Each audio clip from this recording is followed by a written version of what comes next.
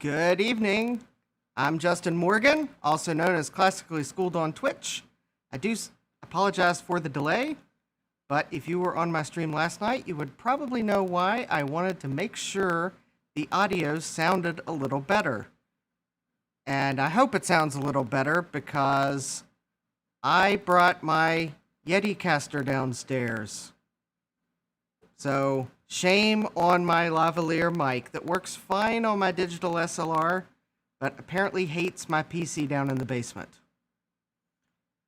I would like to know, and of course I'll put this in the chat in case someone joins late, but I would like to know if you hear the dehumidifier in the background. It may only be audible when I'm speaking, because I did set the audio up to try to drown it out. But I would like to try not to do anything that would make me forget to turn it back on, and letting it run may be the best option.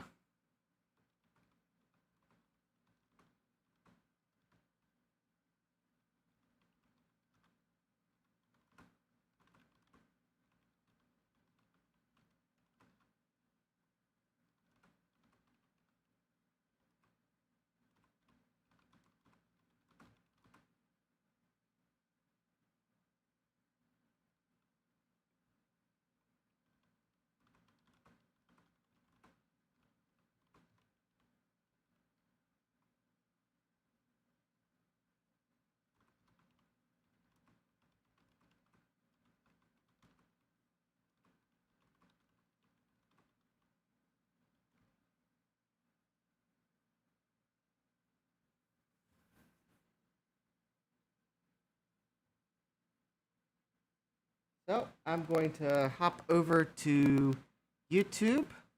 I'm also going to tell Cortana that no, I don't want to use you because you're an annoyance. So let's see if I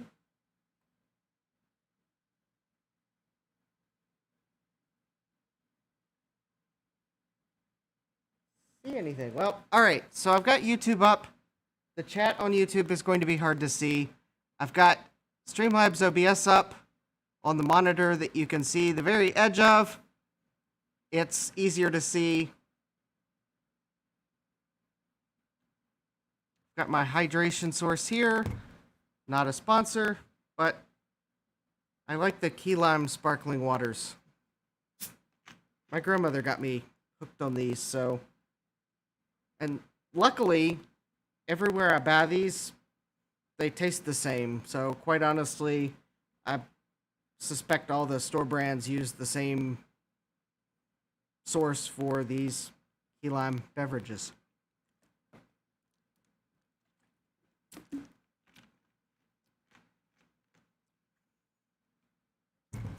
I picked this one up at Food Lion, but I've also bought them at Harris Teeter. They taste the same. I suspect they're bottled by the same place, although both stores would probably deny that. There is nothing on the bottle that says where it was bottled.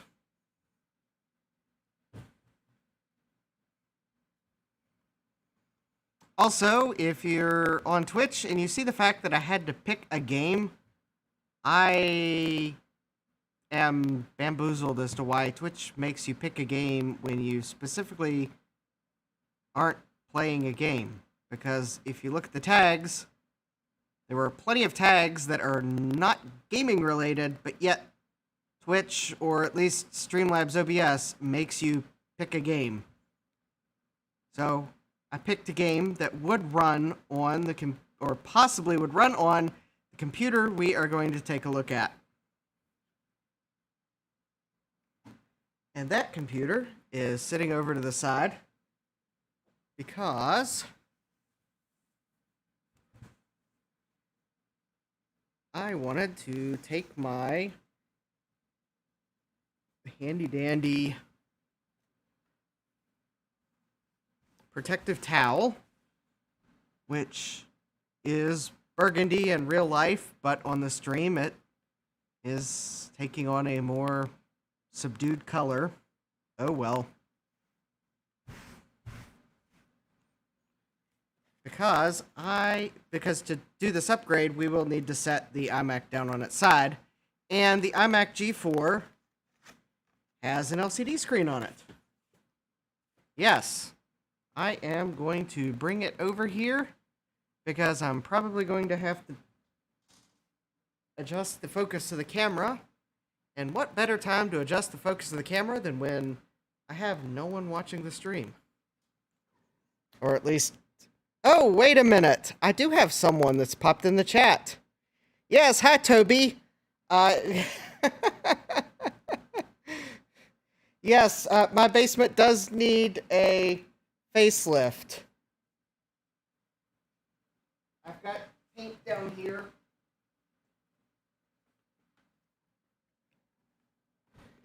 It will get a facelift sometime, but it wasn't in time for me to start streaming.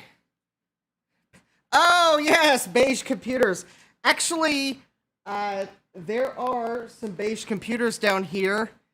I am not sure if you can see them down on that shelf. My paint cans might be hiding them, but there is actually an XT computer, and there's a 386 SX computer, and on the shelf above it, there are some computers that would be beige if they weren't private labeled from a company that actually insisted on black plastic because of various reasons I won't go into.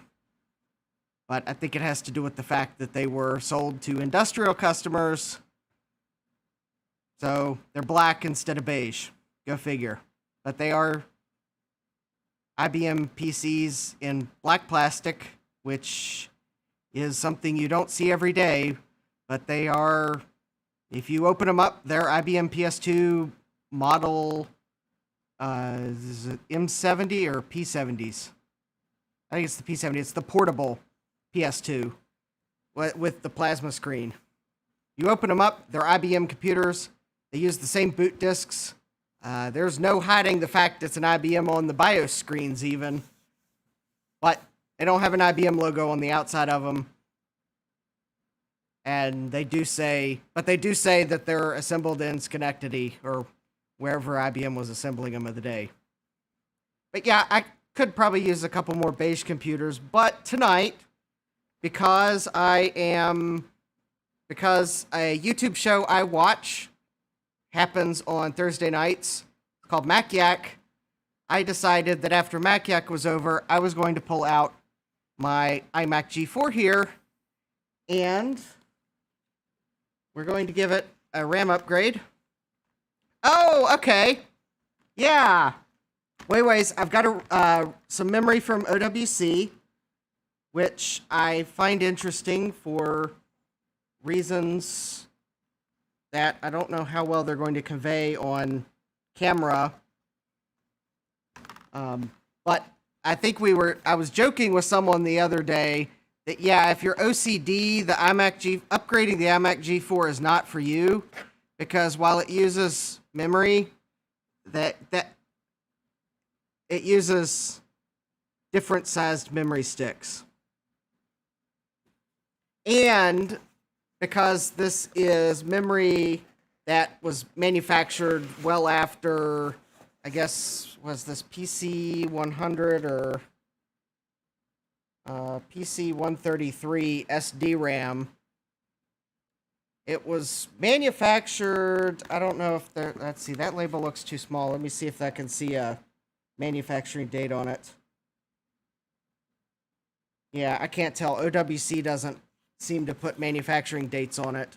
But anyways, the memory chips, while they are Infineon chips on this one, and I think they're Infineon chips on this one too, all of the date codes on the chips are a mix. Or at least the ones I can see.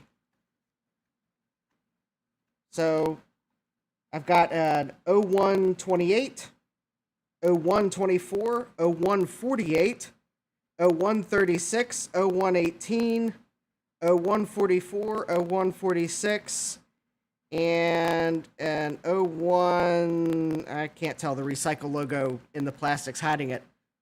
So all these memory chips were made in 2001, but I believe every single one of these chips on the top was made in a different week.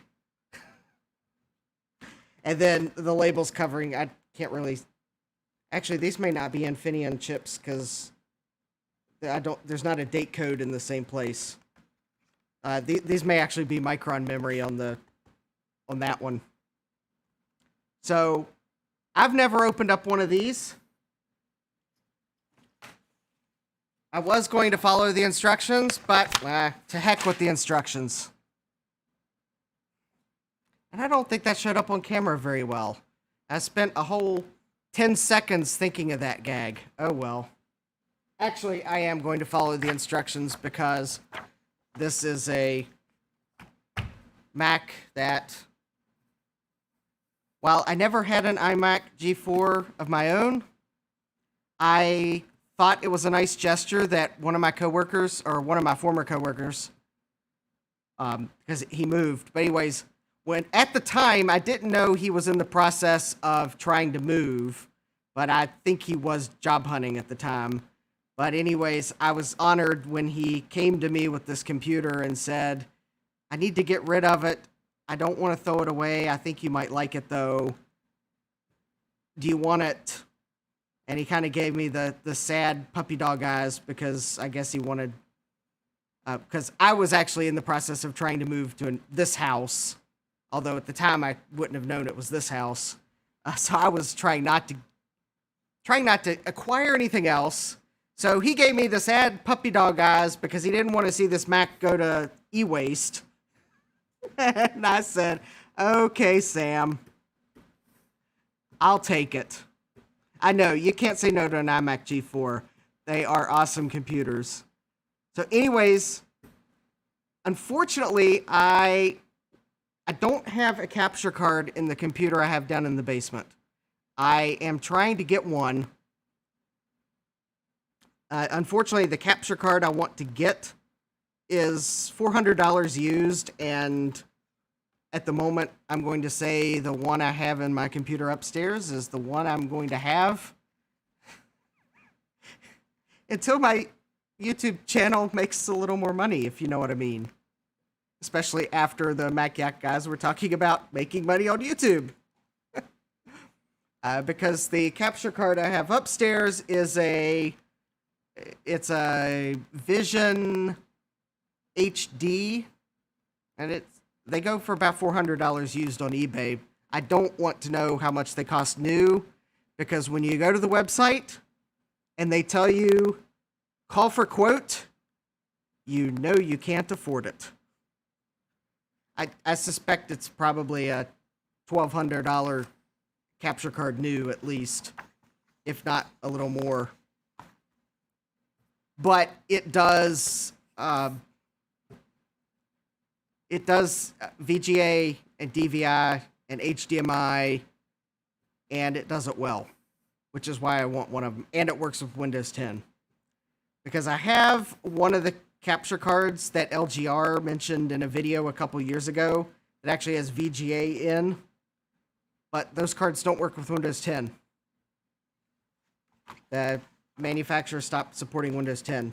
So, well, they never supported Windows 10.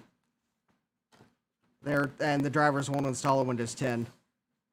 And actually, I've actually have it set up in a Windows 8 computer, or Windows 8.1, which is marginally better than Windows 8, but I actually tried using it, and it gave me a headache. So I'm not even going to try to use that card, which the computer, I'm not sure it would run Streamlabs OBS very well. So we'll just have to go on the fact that this computer is working, and I can't show it off down here. But then the kicker is, I went through the house all during Mac Yak while having the volume loud enough so I could hear them talk, trying to find the VGA to DVI cable that I know I have somewhere, because I thought I had it in my hands a month ago when I tried using, or when I, no, never mind. I just realized, no, I did not have that cable in my hands. I may not have that cable anymore. I just realized I thought I had tried plugging the VGA in my Power Mac from my Power Mac G4 into the capture card using a DVI cable. I just realized that's why I used DVI to the capture card on that Power Mac, is because I could not find that cable a month ago. Oh well. I'll figure out in the back of my mind some way between now and when we get this upgraded, assuming it takes an hour, like the iFixit instructions say, to prove that the Mac works. But, so you're probably seeing though, wait a minute, Justin, you just told us you're upgrading the memory, and my oh my, those look like the instructions for, you know, I just realized last night it was not my imagination when it seemed as if the picture was backwards.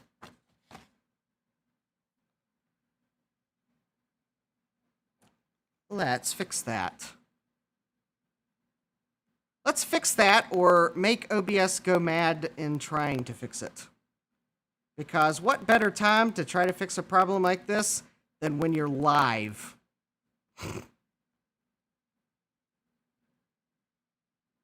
Oh, it would also help if I pick the correct camera before I try doing that.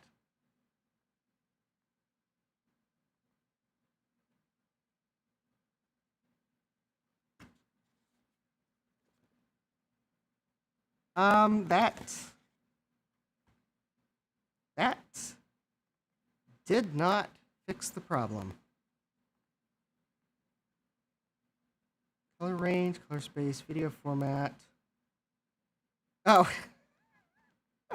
Okay. I cannot flip that. Oh, unless... Oh, here we go.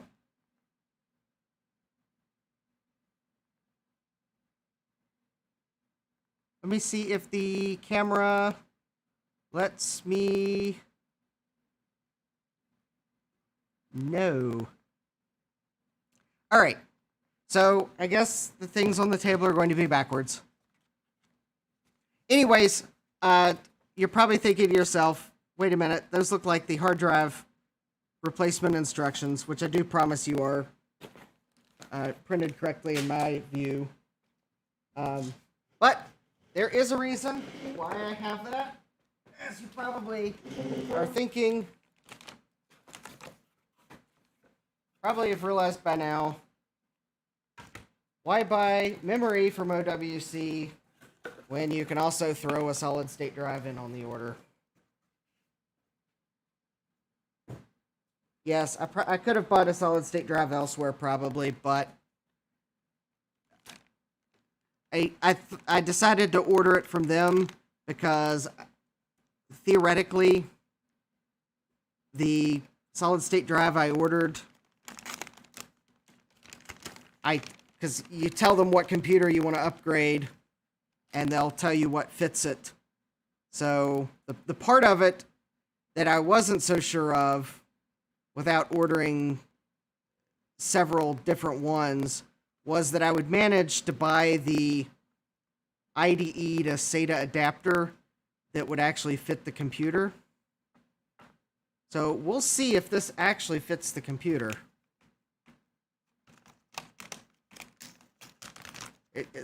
Otherwise, I would have probably just ordered the solid state drive from somewhere else. But I wanted to make sure it would fit. And at the time I ordered it, I wasn't feeling like playing the order it yourself lottery. Although the one thing is, when I got this adapter, it does look a bit taller than an IDE hard drive, so we will see if it actually fits. I mean, maybe it's not taller. It might just be my imagination. And maybe the iMac has a little more room than I think it does. But, so I've got a solid state drive because the 60 gig hard drive in here, while it works, it's a 18-year-old hard drive at this point. Something like that. If it was a human, it could be learning to drive a bit. Well, it probably would have already learned how to drive, would have already gone to prom and graduated high school. And yeah, I figured if I was going to open this up, I might as well replace this hard drive.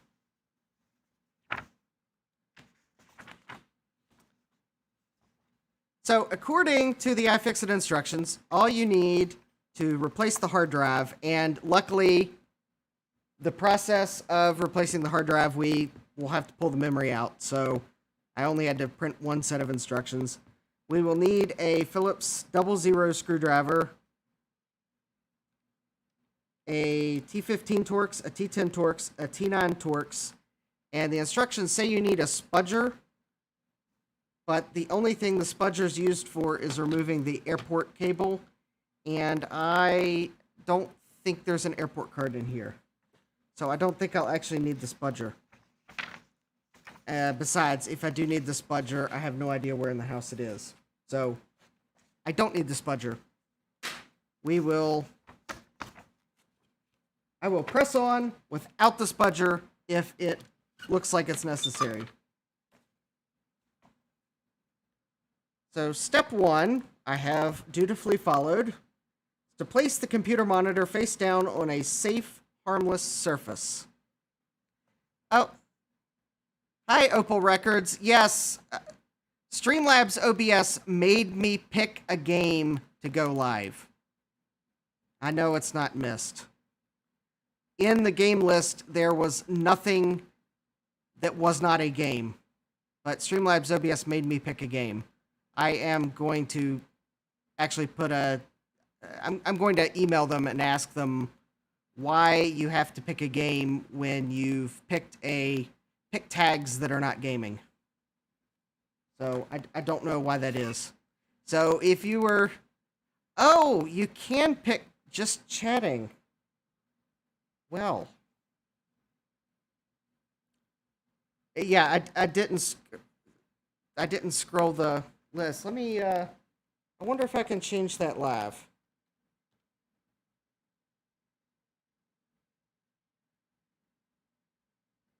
Actually, I probably should try to change that live on my phone. Let's see here. Mobile dashboard. Edit stream info. Category.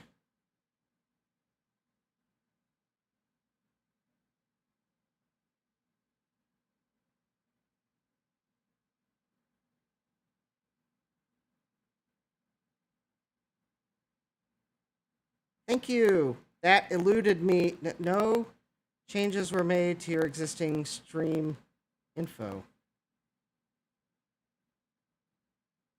Really? Okay.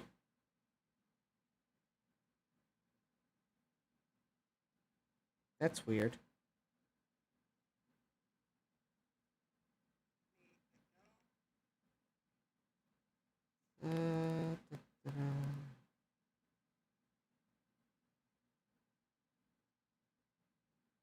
All right.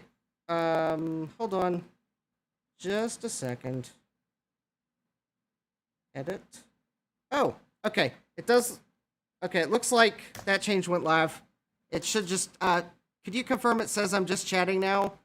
In the meantime, I need to turn my dehumidifier off. It's apparently adding more noise. All right, excellent. Oh no, I lost my hat.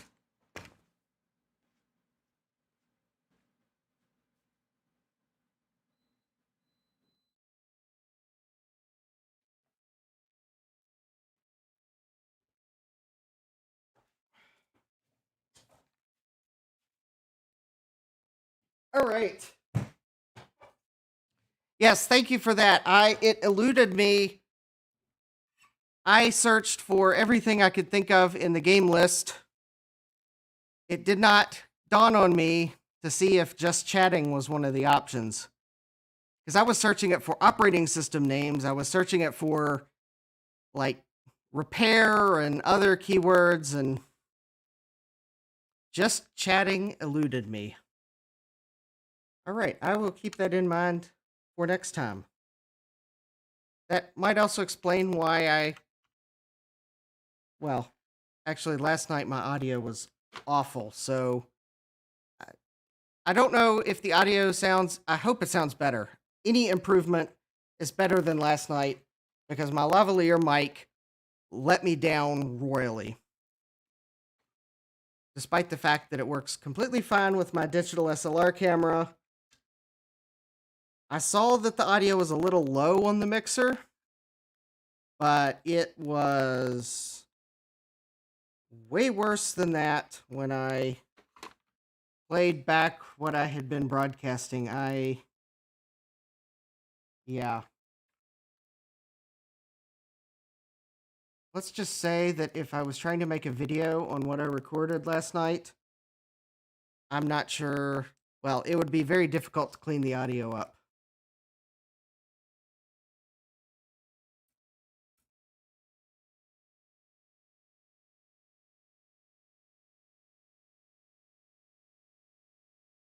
Wait a minute, are these captive screws?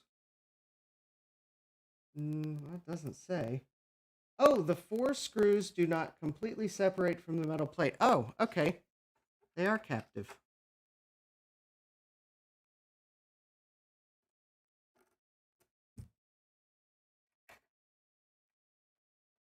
Anyways, this is just a 00 Phillips screwdriver. Or if you have one of the absolute cheap screwdriver sets like this, it says plus 3.0 on it.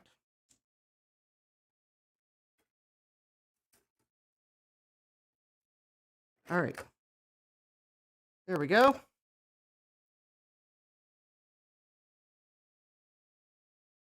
All right, so if anyone's wondering the specs of this Mac, because this is not an eBay auction, so I don't,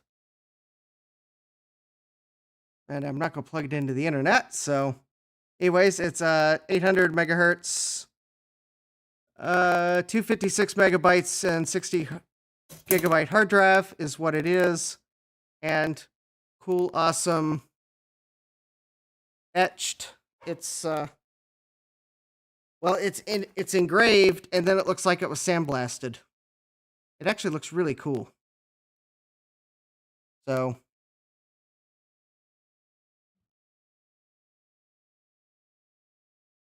now I think Apple would just probably laser etch it. Anyways, so we remove the metal plate. The screws are captive, so they won't come all the way out.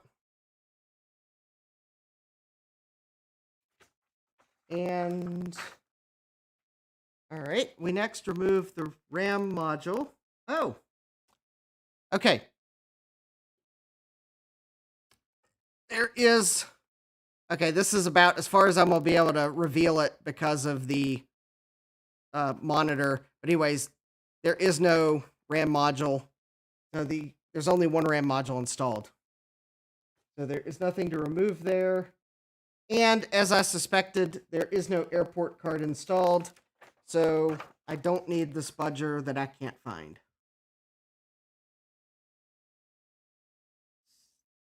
So next we need the Torx 15, T15.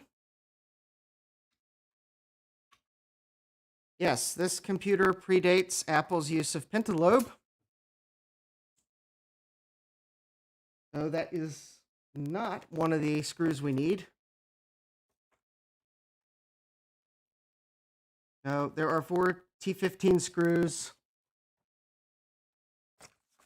Oh, they are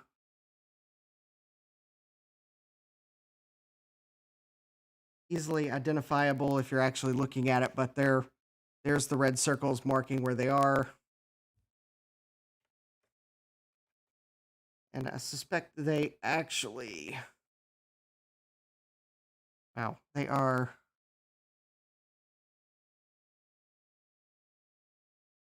definitely indicative of Apple's construction of old because they are 28 millimeters long, apparently. And they weren't kidding.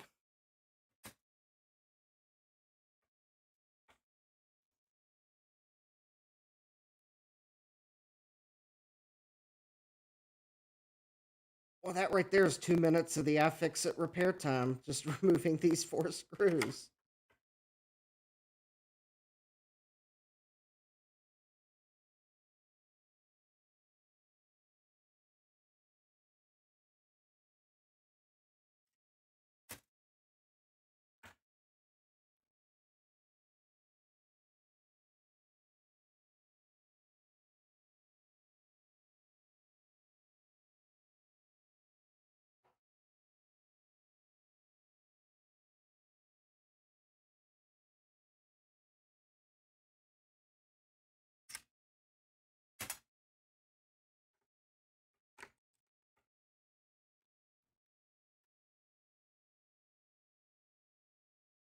You know, it just dawned on me if I was really thinking, I would have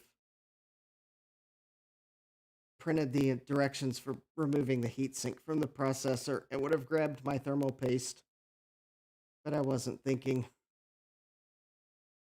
Besides, I'm not going to overclock this computer. So I'm hoping it'll be fine. All right. Open the base by carefully pulling straight off. Do not rotate the cover.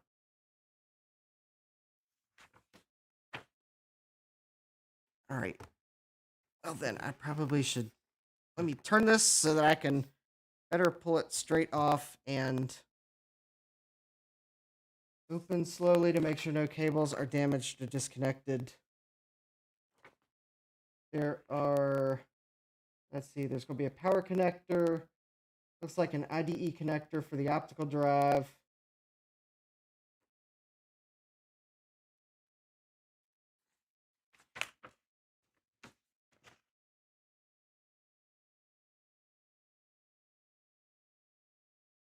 Yeah, honestly, it looks like there's another cable. Oh, there is. But I'm not going to be able to unplug it yet, so it looks like I am going to have to go back to this angle and...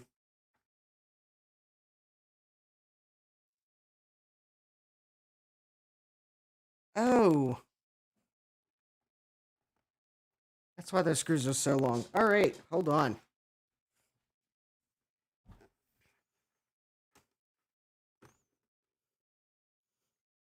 I thought I was pulling the plate off the bottom. No, I am pulling the...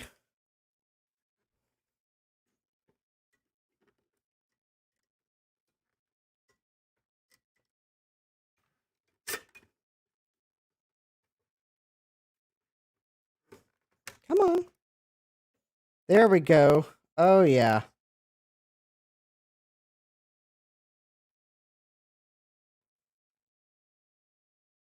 All right, so...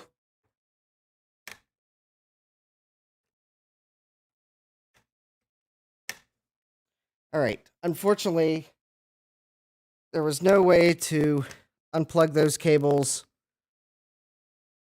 in any way that you would be able to see it.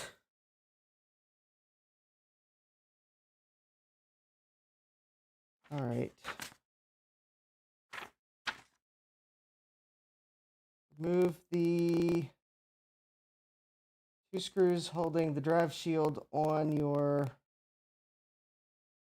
iMac. Well, where's the drive shield? I think I'm quickly seeing that when I set this down, I put it on the table. Yeah, it separates there. So what? Okay. I think if you're disassembling one of these, it would also help to rotate it more to the angle that iFixit has it in their instructions, because it looks like then you'll be able to set the base down like so. And there we go.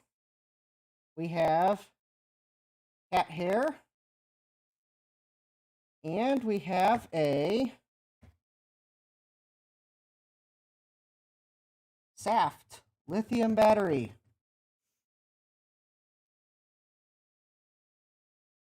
Which is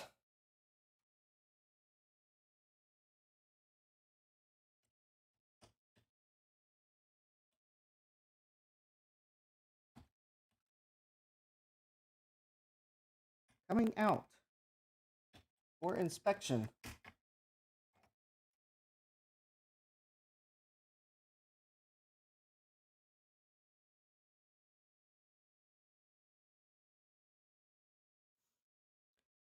Has a code FO2046B on it, which could mean this battery was made in 2002. I think I've got a battery upstairs to put back in its place. Not that it would be the end of the world if the clock was wrong. I'm more realizing that the dust in the computer is gross. They may have had a cat. I'm looking at what is probably cat hair. But it looks like so far the computer is in good shape. The battery did not leak.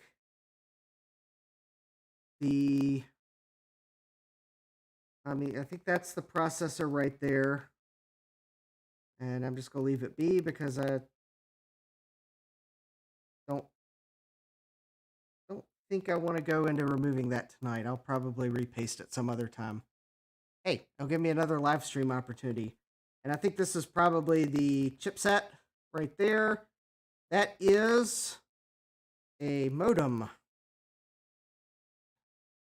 For anyone curious, it is, trying to see if it's labeled. Probably a V.90 modem at least. Not a V.92. I don't see the label on it. But I think by that point they were probably up to that speed. Luckily, though, it has built-in Ethernet. And then there's the memory stick. You could probably just see the hair. I'm probably going to pull my shop vac out and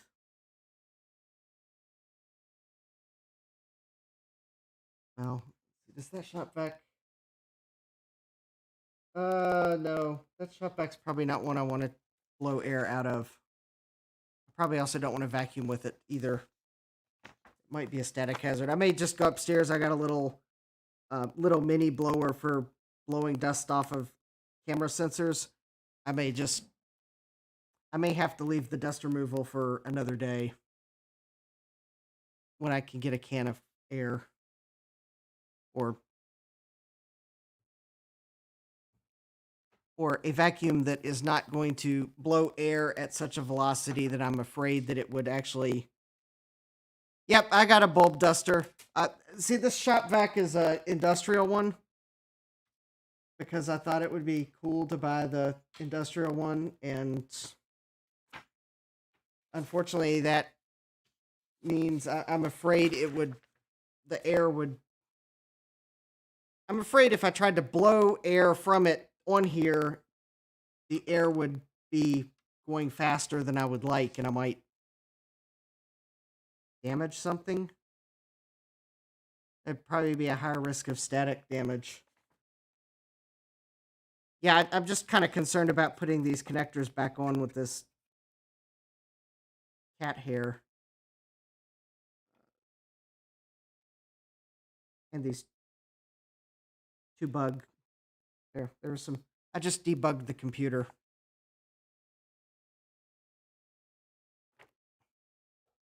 That's all I'm going to say on that topic. Maybe on Halloween, I will do a live stream and tell my computer bug horror story.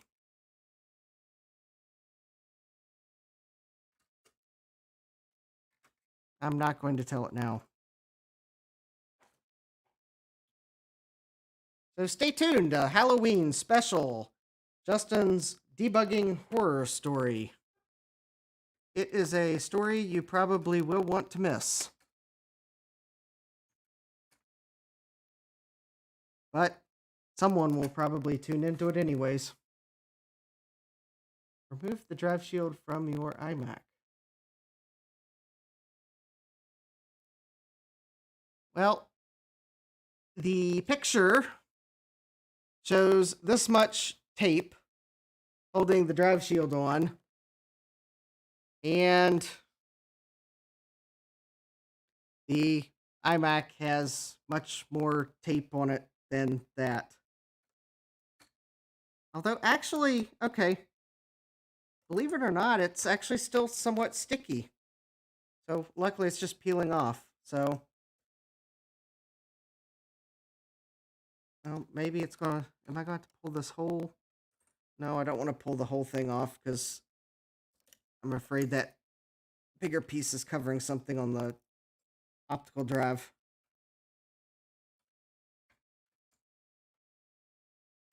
Well, but then again, I'm bending the shield,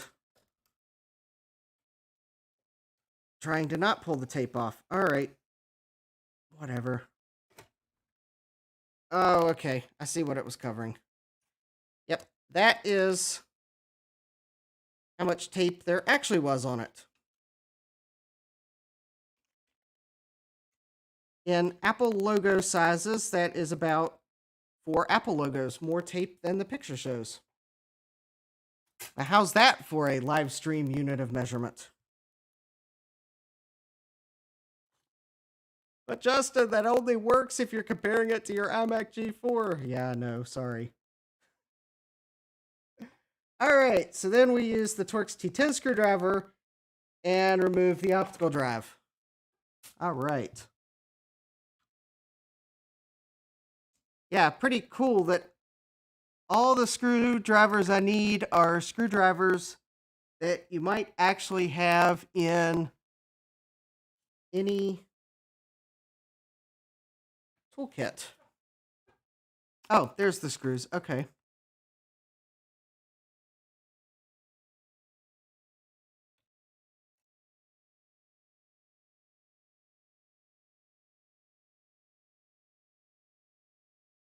Unlike the probably next Apple Silicon Mac, that they'll probably inevitably switch screws so that technicians and users have to buy another screwdriver to open them. Maybe it'll be like a Torxa pentahexalobe screw. Size 1. Who knows? Maybe it'll have a built-in water sensor and something else on it.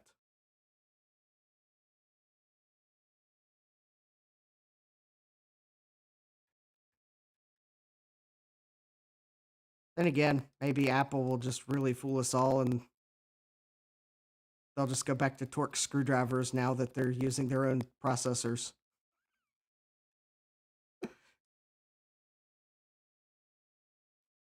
Now that they're using their own processors and everything soldered on the board, what are you going to be able to do inside of it? No. They'll inevitably probably still use proprietary screws. What am I smoking? Wishful thoughts.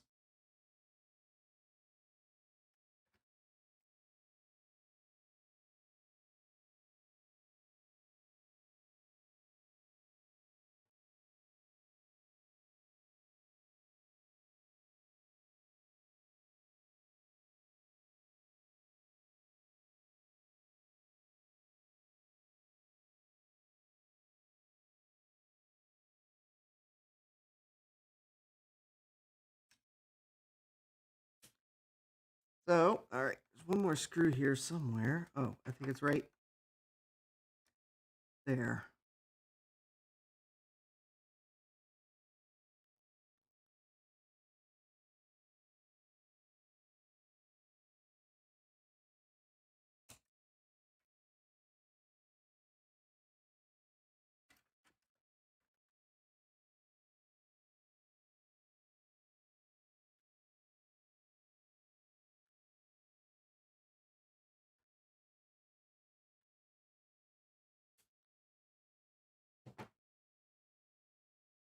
All right, so we removed that screw.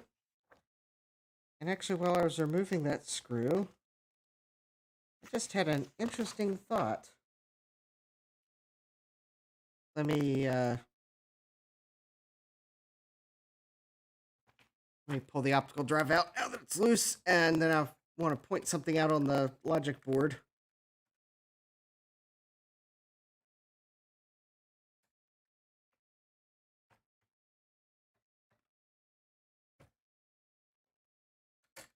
Wait a minute, that may have been the wrong screw I removed. No.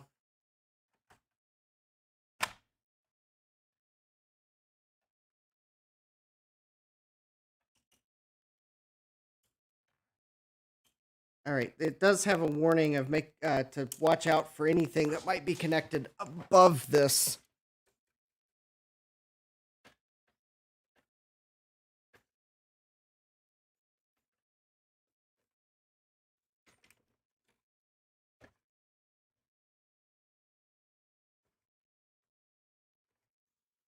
Right now I see cat hair. Ah, yes.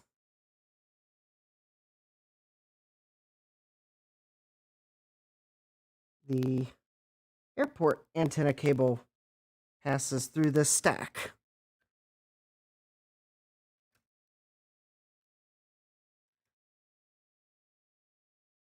So yeah, you want to watch out. The airport cable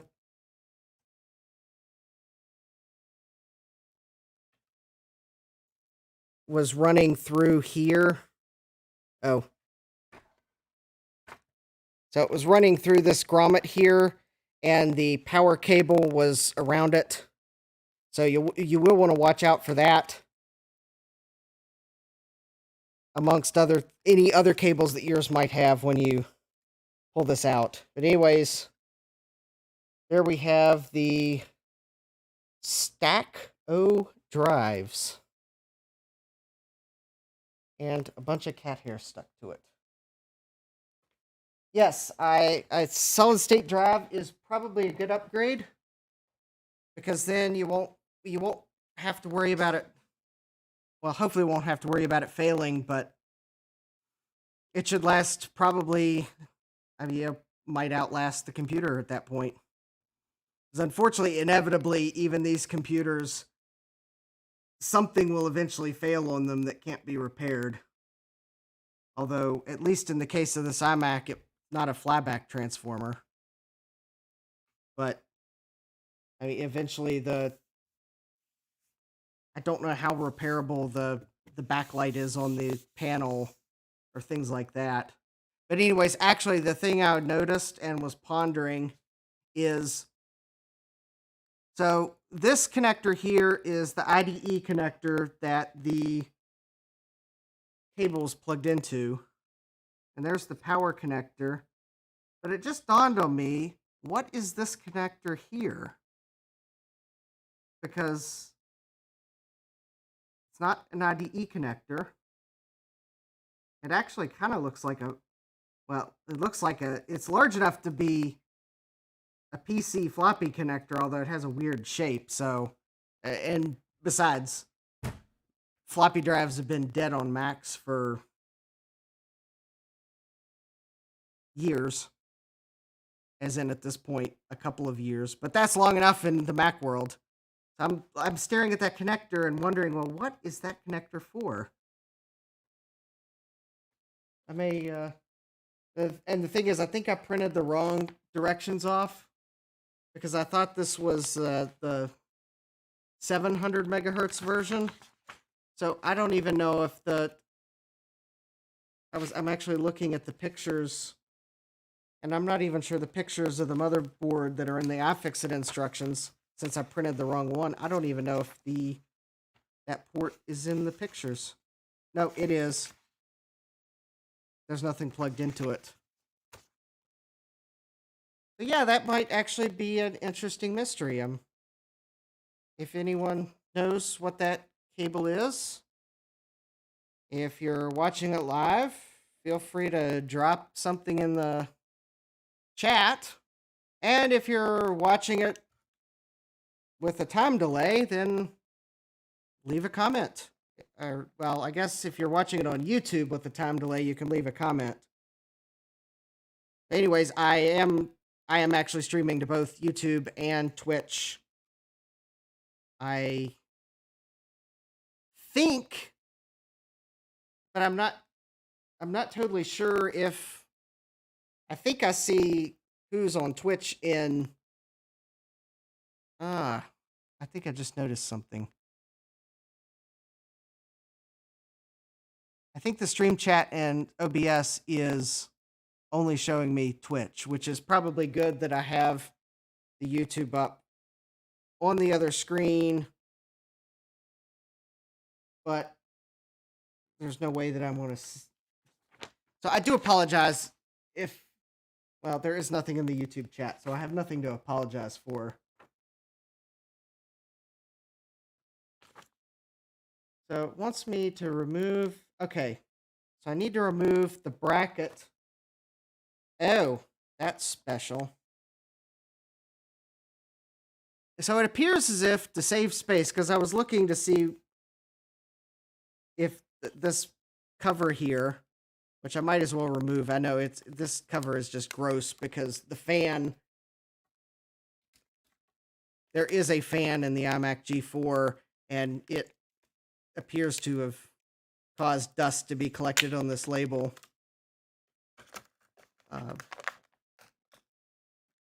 I was looking to see if there were screws holding this hard drive in, so I didn't have to remove the bracket off the optical drive.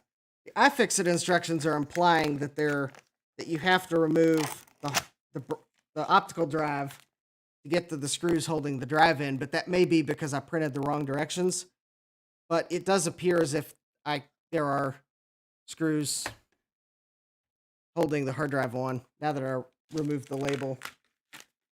That is gross, and it's so gross I'm just gonna throw it away. I'm not even gonna try to put it back in.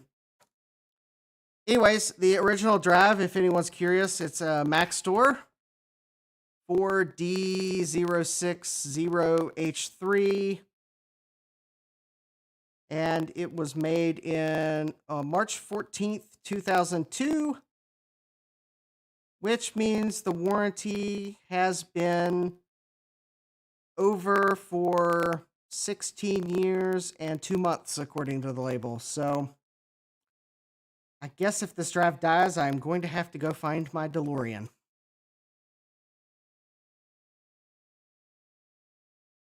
Oh, I think I see why, though, you have to remove the optical drive. Because while you can... Oh, no, wait. No. This is called... I'm going to stop following the directions and try this and possibly have a chance of ruining the cable, and then will rightfully be served plenty of the instructions told you so in the comments later if I break the cable. But it looks like if I take the 4 screws off the drive, then I can pivot the drive up and unplug the cable. I believe that the reason the instructions were having you remove the optical drive is because of the way the cable's routed under the hard drive. So while Apple used standard, more or less, parts in this computer, they certainly routed the cables in interesting ways.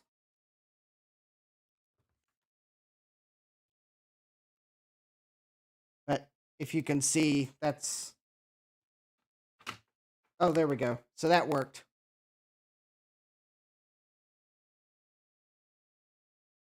I will, since this hard drive does work still, I will hold on to it.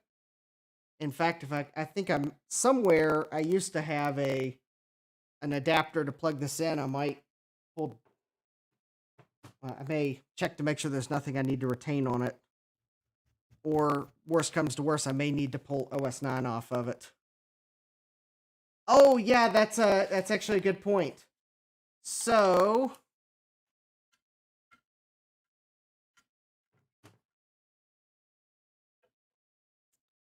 okay, yes. The good news is the adapter is the same height.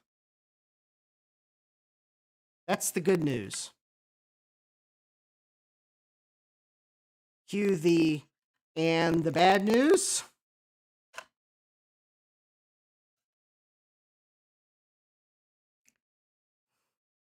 The positions of the two connectors don't line up.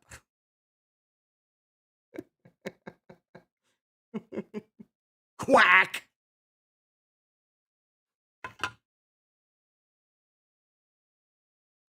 I know that was a horrible imitation attempt of the quack. Yeah.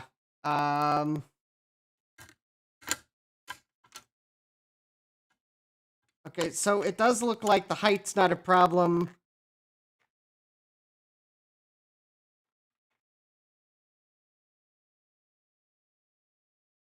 It looks like it might stretch a bit.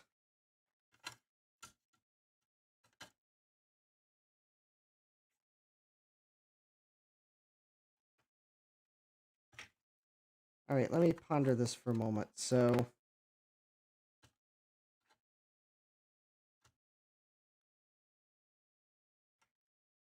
I think what I'm going to have to do is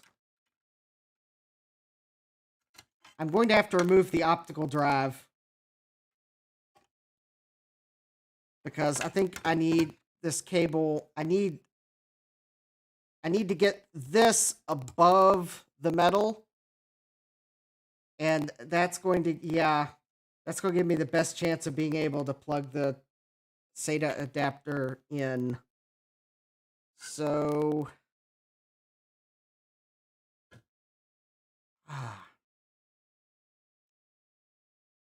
plugging the power in is not going to be a problem. That cable's plenty long.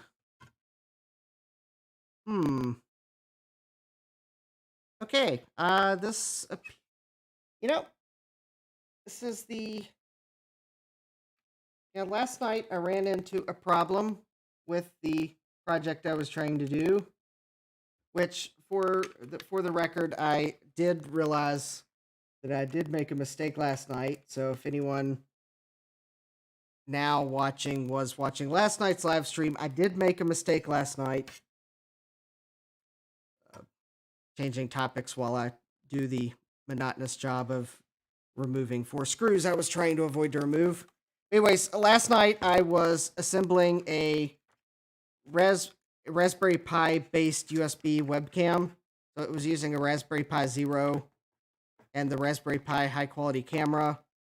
And the end result is you plug a USB cable into the on-the-go port on the Pi Zero, and you have a USB webcam. Anyways, I bought 4 lenses to try with the camera, and 2 of the lenses, I thought the focus ring was broken on them.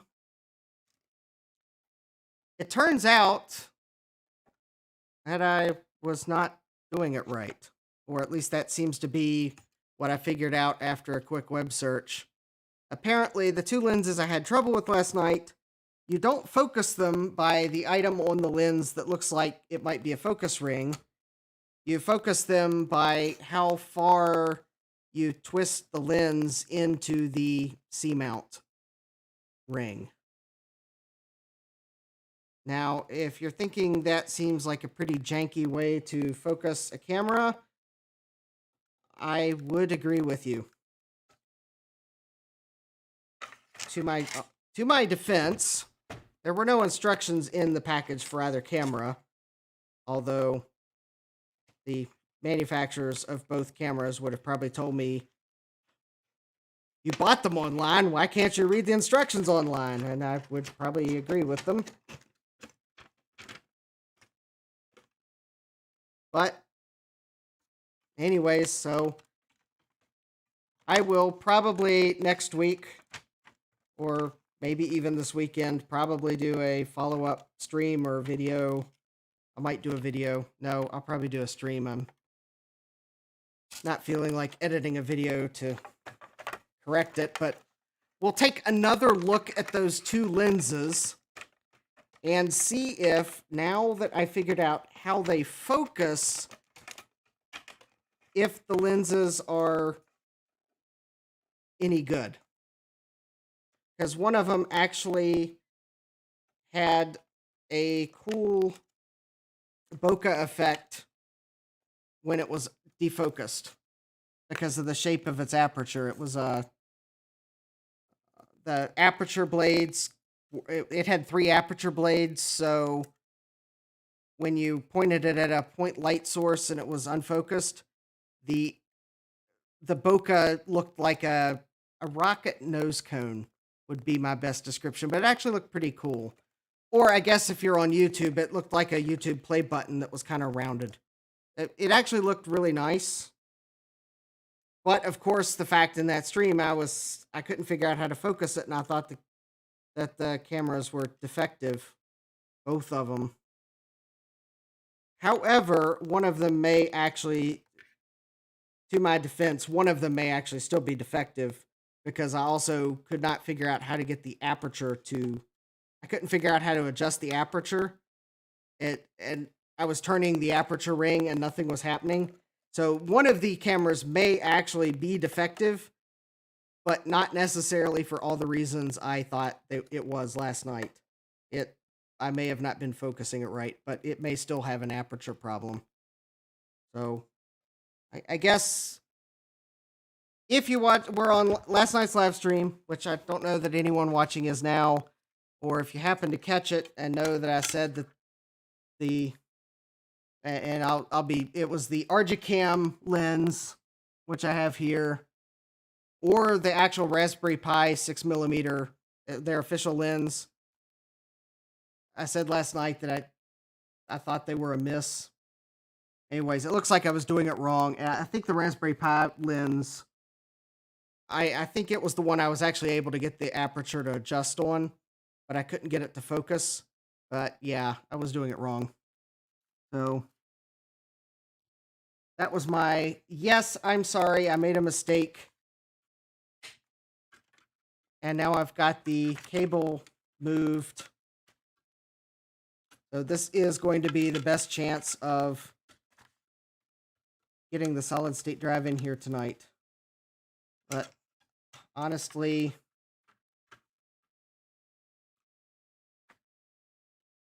this honestly seems,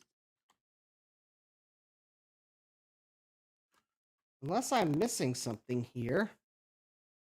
No? Okay, so that's pin 1 and that's the red stripe.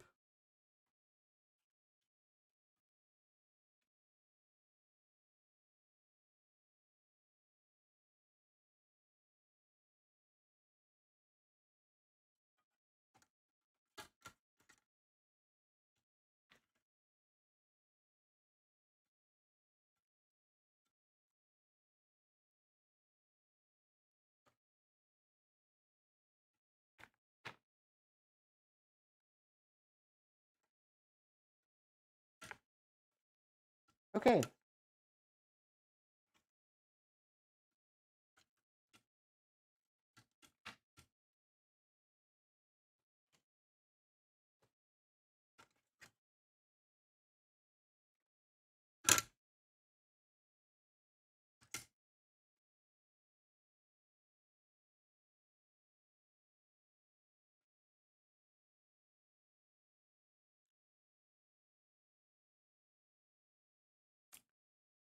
Yeah.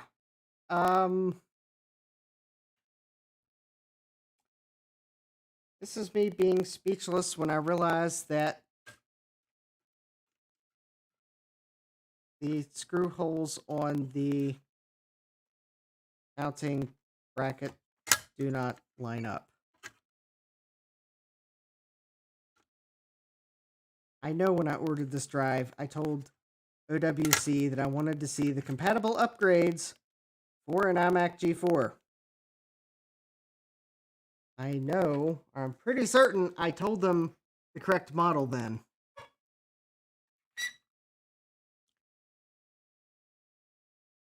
There is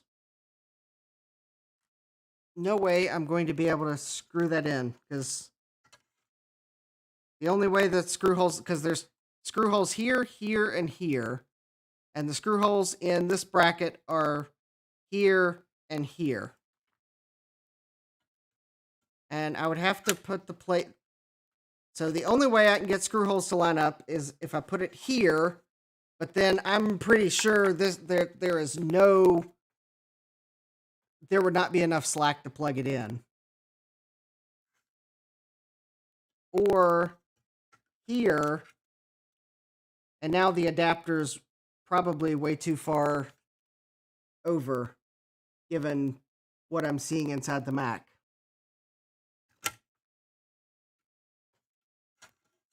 And of course, Apple being Apple, they did not include extra screw holes, because why would you be trying to replace the hard drive?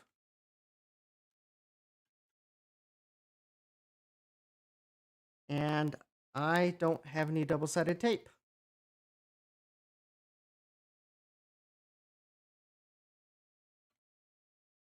But I might have something better upstairs.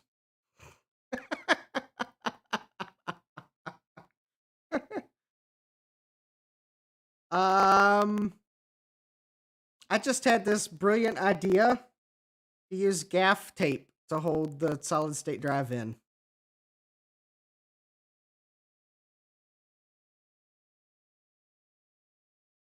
I'm not sure how long that'll hold long term, but I'm going to go get my gaff tape, because there's no way I'm gonna line screws up, but I want this to at least stay in place long enough for me to get the computer back upright. So if you'll hold on a moment, I'm gonna go get the gaff tape. Which, yes, I probably should have brought it downstairs with me in the first place.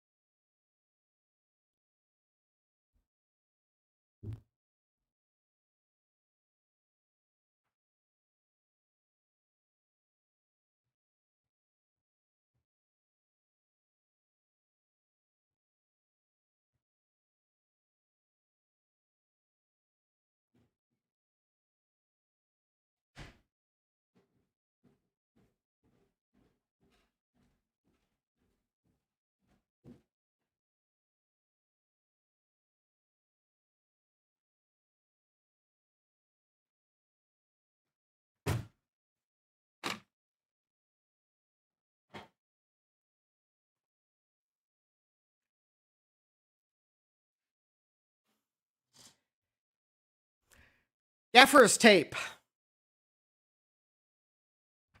It's even... Well, I grabbed the blue gaffer's tape. Only because the white gaffer's tape would look even worse after the dust blows on it.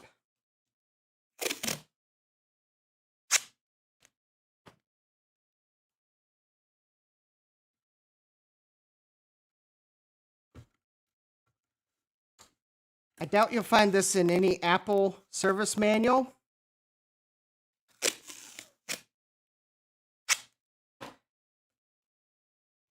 In fact, I don't even think I've seen gaffer's tape in any computer service manual.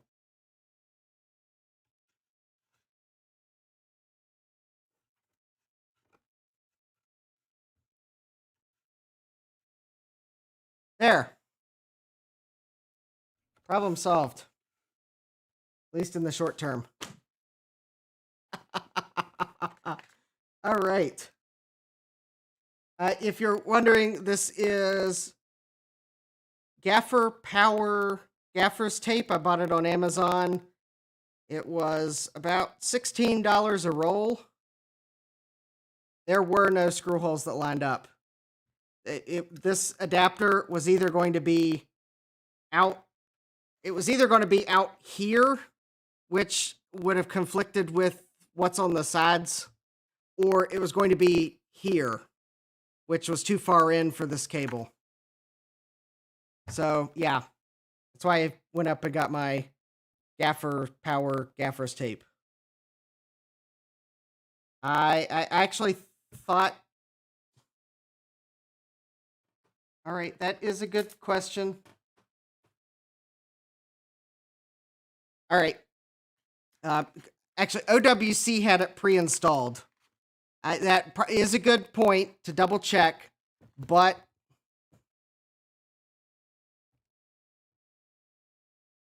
it is that is the correct side for the cable. So yeah, they did. They actually did pre-install it on that converter, which is why when I received it, I thought, "Oh, excellent! It's the right upgrade kit because it's on the adapter, and there's the adapter board, and yeah, the adapter board looked a little tall, but it wasn't so tall that I broke the iMac out right away and upgraded it. But yeah, it was pre-installed on the adapter bracket. They even included screws, which I thought was a good sign because theoretically that meant that that I'd be able to screw the adapter in, but no, I can't. None of the screws line up. So this is that repair trick that they don't teach you at all, ever, nowhere. In fact, there's probably someone who designed this iMac G4 that may see this video eventually, and they are going to die internally when they see that I used gaffer's tape to install the solid state drive. Just a little bit of them is going to die. And I'm probably making that up because I don't know how many people that actually worked on the iMac G4 that would actually be interested in my videos. So that's probably a really silly thought. But yeah, there's probably someone in the world that will see this video and is going to give it a thumbs down and leave a big long tirade because I used gaffer's tape. To which I'll point out to them, it probably will hold a little better than double-sided tape, which I don't have any of.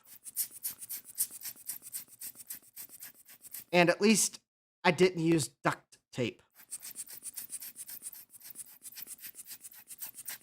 Which, cool fact, duct tape is not for duct work. So if you ever need to fix duct work, you do not use duct tape on that. You use aluminum foil tape. So go figure. So that was Justin's handy dandy air conditioning service repair tip of the century, because that's about the only one I have. I'm not an air conditioning tech. I do know, though, duct tape is not what you use on ductwork, because my dad works in the industry, and he told me that one. He works in the industry selling, not servicing, so. And you know, I did mean to grab the battery that I thought I had upstairs. Well, I'm not to the point where I need to put the battery back in. I would like to, though, get this off of the iMac, so I am going to start putting this back on. Yes. All right. So I think I can ignore the rest of the instructions and, yep, start reversing the sheets of paper. So unplug the power source. All right. So the moment of truth.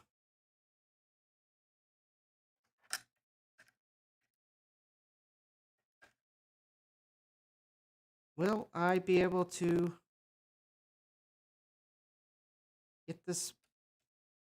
Well, I should be able to get it back in. That I'm not worried about. And actually, it might be a little easier because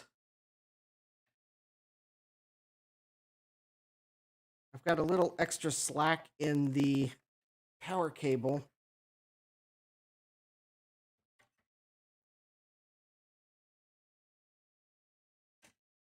You know, honestly, I think OWC could have maybe done a little better job of making an upgrade kit for the iMac, considering it was sold as an iMac upgrade kit. I mean, it would have been nice if the bracket actually fit. And maybe, just maybe, that the power cable adapter was not a generic one that was going to leave extra power cable to potentially hit the fan. Because there's a fan at the top of the case. Just saying.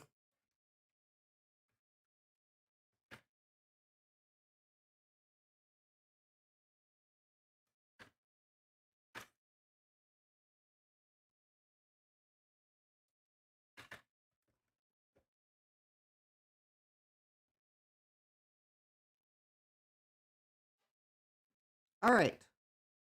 And I'm actually trying to line everything up to put this assembly back in. And I'm hitting something somewhere.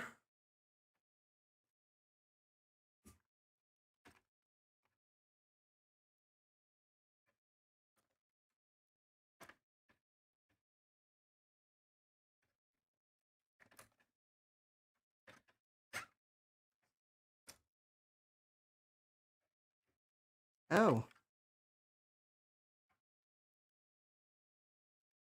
Well, that will bring this upgrade attempt to an unfortunate end if I'm really hitting what I think I'm hitting.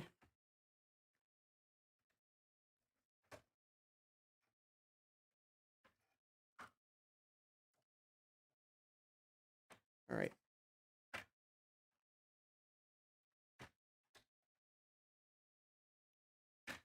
So maybe, if you're wondering, I don't think I'm hitting the adapter board. I think that's fine. But I think the ribbon cable, where the ribbon cable is now bending to, I think that's actually keeping it from going back into place.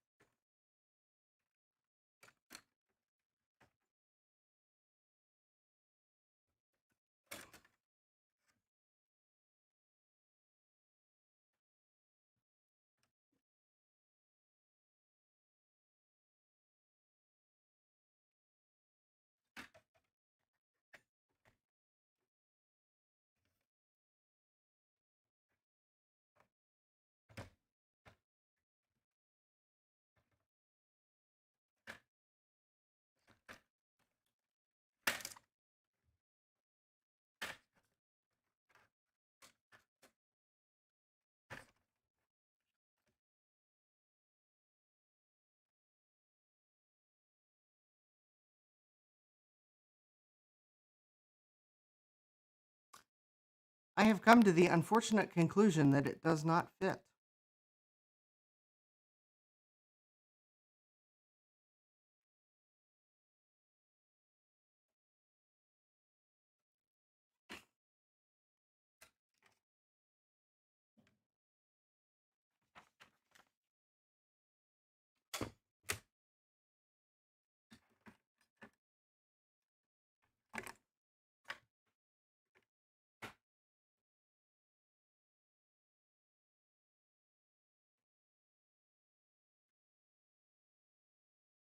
Oh, I also figured out what goes in that connector that had nothing plugged into it. It's a connector that separated when I pulled the two halves apart. Fortunately, it's not one I have to try to put back into place. It's permanently affixed. So when I snap it back together, it'll plug back in. It's probably the looking at the cables, it's looks like it's going to the fan and a few other miscellaneous things like that.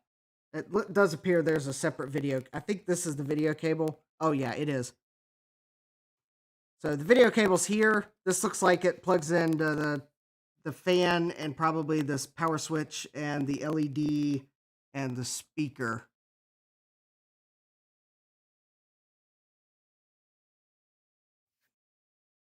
So, all right. Well, now I'm going to have to. Well, the good news is that gaffer's tape does come off cleanly.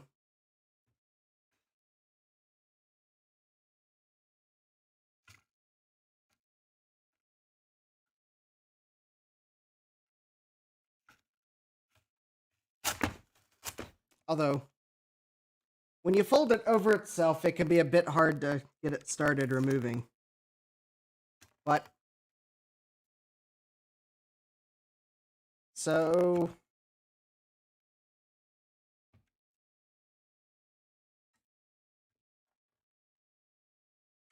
all right. So I'm going to try one more thing.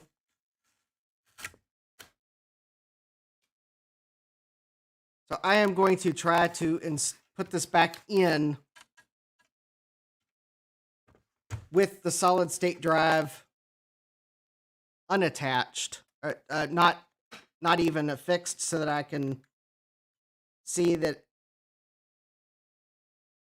So it can move, just in case it fits, just not where I had it. So I am, though, because of the way this power cable's routed.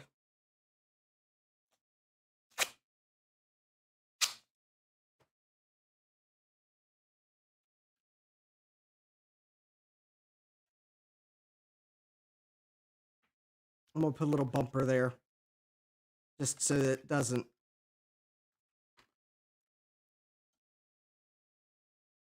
abrade on the edge of that bracket. All right, so let's see if I can get this installed without any attachment.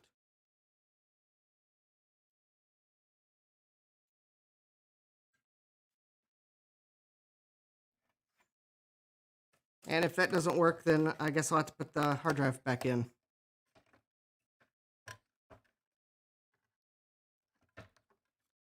Oh, yeah, this is not cool.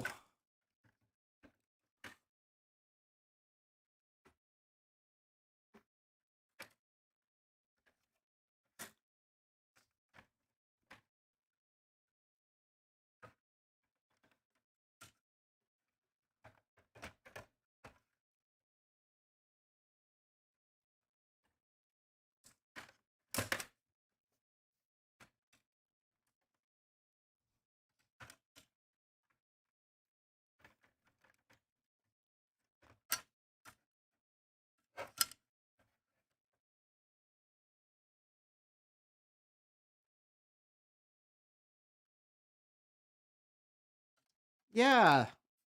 So,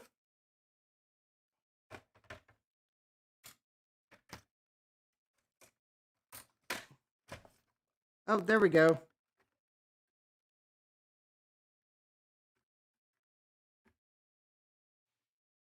Well, the good news is I got it back in. The bad news is I forgot to plug the power into the optical drive first.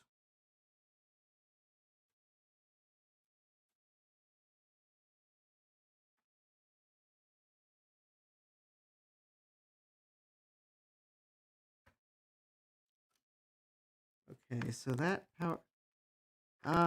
Okay, so that power cable has to come down here.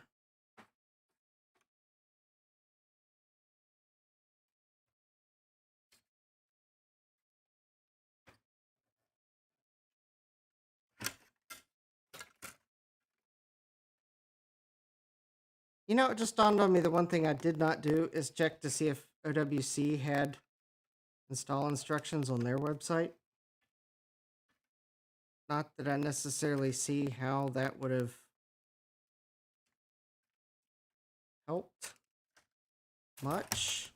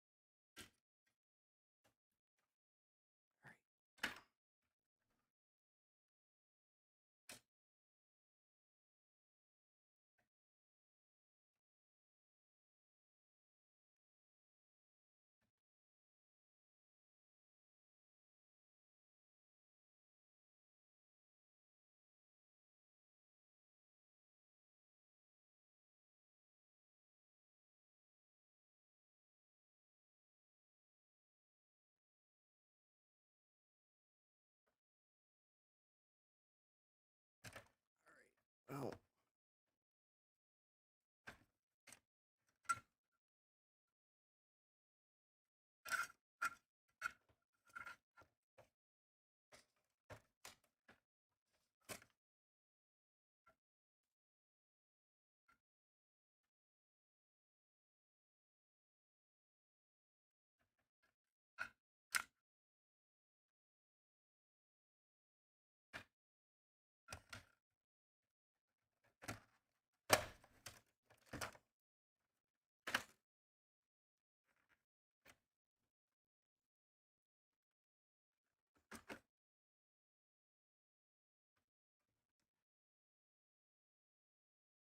Right.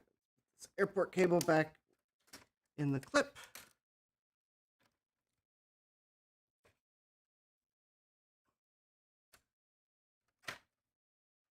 Unfortunately, the probability that I am going to have something hit the fan, and I'm referring to one of the cables in this assembly hitting the fan that's in the iMac, not any euphemisms there. I got it in though, but it probably a risk of the fan making noise because something's in the fan when I set it back up right. And I have no way of testing it till I plug it in. But the solid state drive is in. And we are going back together, and it only took an hour and a half to get to this point.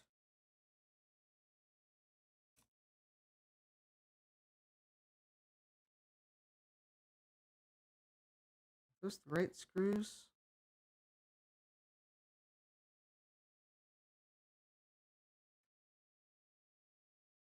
Remove the 419 point.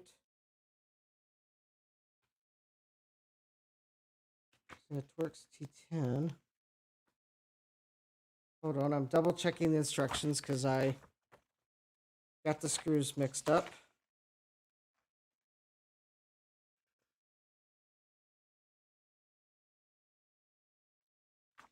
It's not those big long ones. Those are T15.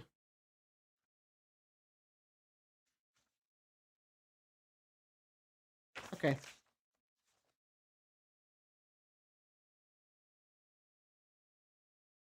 These are them.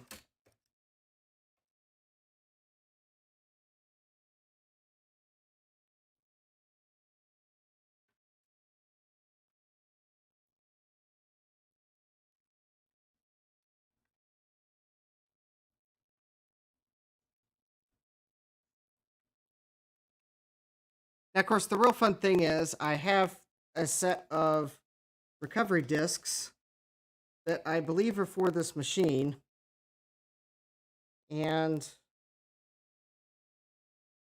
I didn't test them. So hopefully they are actually recovery disks. Of course, at this rate, I am actually not going to worry about the fact that I could not find my VGA to DVI cable, because it seems like I might actually have the opportunity to order one from Amazon and do the second part of this upgrade in a separate live stream, because I have to work tomorrow, so I'm not going to be streaming past midnight. My coworkers will be very appreciative of that. Because the thing is, if I stop streaming at midnight, that probably means I won't fall asleep till 1 a.m. But if I go past midnight, well, that just adds even longer before I fall asleep.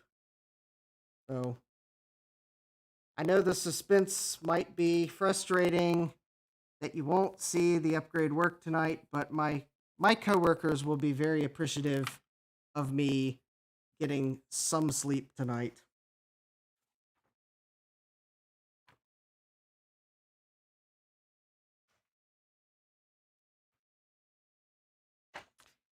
And it'll give me a chance to order a cable.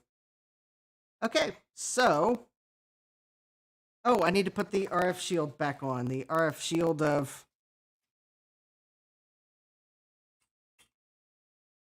It doesn't look pretty, but it will probably still work. I mean, honestly, I really don't know what bad things would happen if I didn't put this back on, but it would be my luck that if I didn't put this back on, that the FCC would come visit me for some strange fluky reason.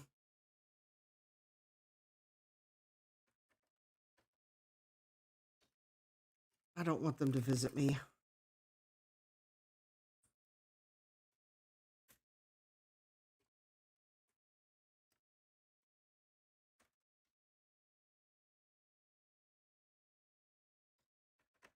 That'd be the time I'd find out that, like, one of my neighbors has a amateur radio, and that this iMac was causing unintended interference on their amateur radio, and I got the FCC visit because I didn't put the RF shield back on. Of course, that probably would not happen, but I guess the other more important reason as to why I'm going to put this back on is because if I don't put it back on, I will know it's not there, and it will bug me. And it will bug me greatly. So it's back on. It doesn't look pretty, but in the back of my mind, it's not that it doesn't look pretty, it's that it's back. So, all right, we have that back on. And now we're going to pop this 256 megabyte PC133 DIMM out. The original DIMM, if anyone's wondering, is a Hynix DIMM. Given the branding, it's quite possibly this was before their merger that with, I forget what the other company was, because after that merger, they changed their name to SK Hynix. But that one's just branded Hynix, so... And we'll put in this OWC SD RAM, which, unlike the solid state drive that took way too long to install because it really wasn't a great fit for this computer, I'm not worried about the SD RAM because it's a standard size SD RAM. Hashtag famous last words.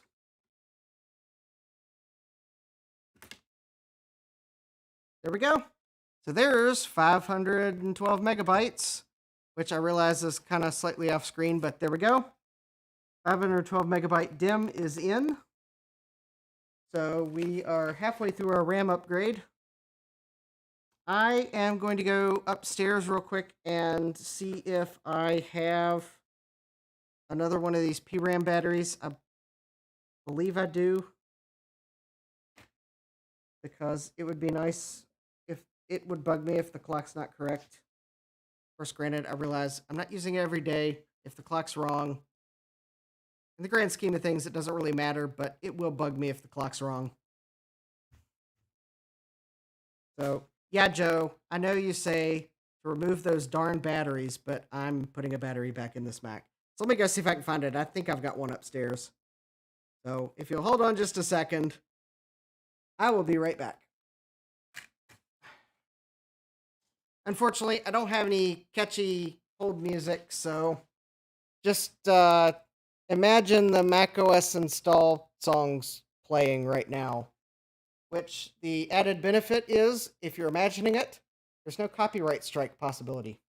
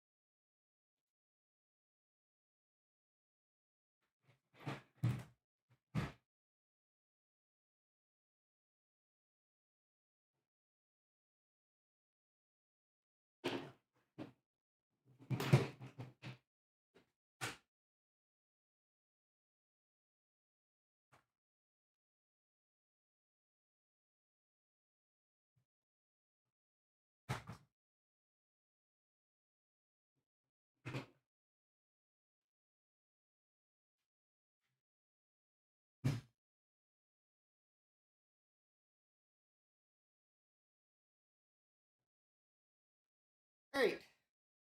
Bad news is I don't actually have one of these batteries.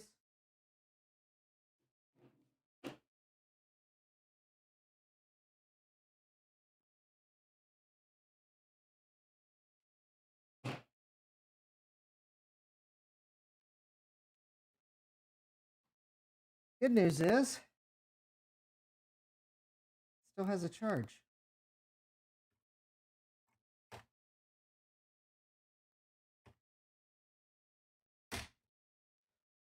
So I'm gonna pop it right back in, and we'll just use it.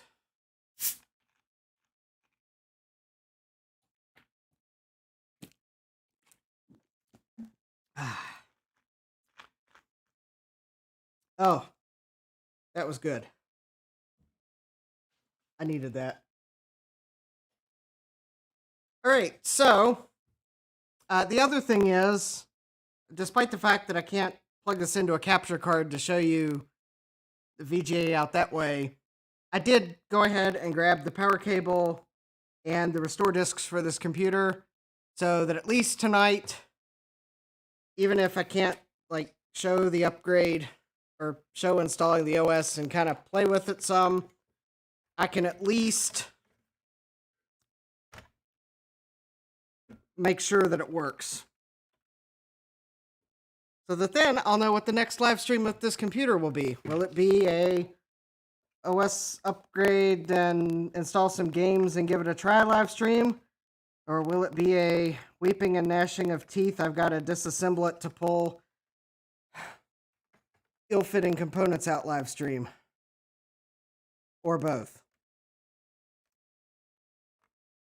At least I don't think there's any refa caps in here.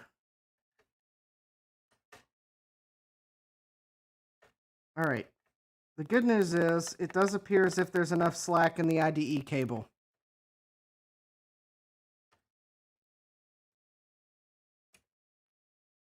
Just barely. But it's in. And the power cable,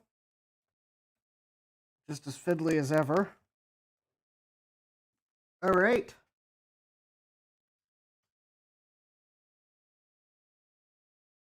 And now let's see if I can put the two halves back together again.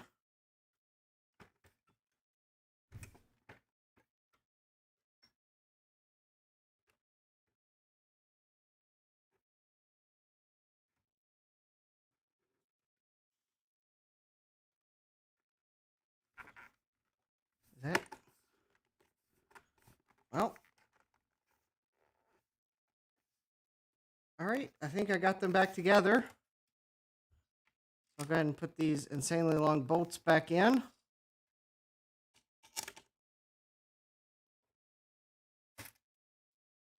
You know, I think it just dawned on me that this iMac G4, I kind of get the impression that the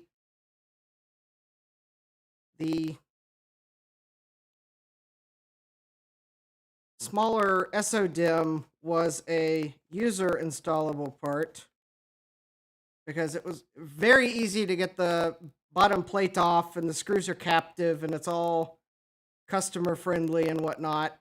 And I suspect the airport card was also a customer installable option if you didn't buy the iMac with one included. I suspect, though, the DIMM that requires you to pull the bottom off was not a customer installable part. Although I suspect a dealer it was probably one that Apple would let a dealer install it. But I mean, overall, though, I guess I would say I do agree with iFixit's difficulty rating for the hard drive. They rated it as difficult. And yeah, it's kind of fiddly to get to it. And there's a lot of cables that you might risk breaking or I guess disconnecting and not realizing it. So I think I would agree that it was probably difficult. Getting to the DIMM, though, you could probably actually... It looked like there might be just enough room to upgrade the DIMM without having to disconnect the power and IDE cable. Possibly. Although if you did want to try that tact, I would probably recommend having a second set of hands to hold the bottom of the Mac to keep you from pulling it too far as you manipulated the DIMM, or let your second set of hands manipulate the DIMM. But it's possible you might be able to replace that without actually pulling those cables out. There was maybe just enough room. I would say, though, it's probably just enough room for someone like me that's installed lots of memory before, so I know I know I know the feel of the DIMM slot already. I mean, I would say though, if you've never done that before, you probably do want to follow iFix's directions and be careful and unplug the cable so you can set it down flat. But anyways, so now we're gonna put the cute little SODIMM in. And now that I've pulled it out of its package, I can see that it is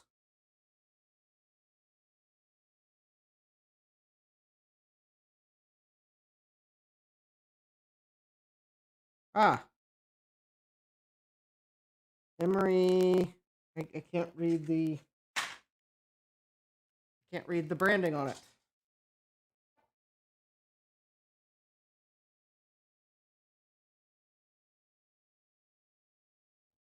I don't have my. I would show you the Almonda. Almonda. It looks like Almonda. I've never heard of that brand. It's probably rebranded RAM. It's got an 06 date code. 0638 and 0640 are the ones on the top, the chips I can see. The label's covering the other ones. So it's newer RAM. Although I kind of wonder if it might be that's when whatever company this is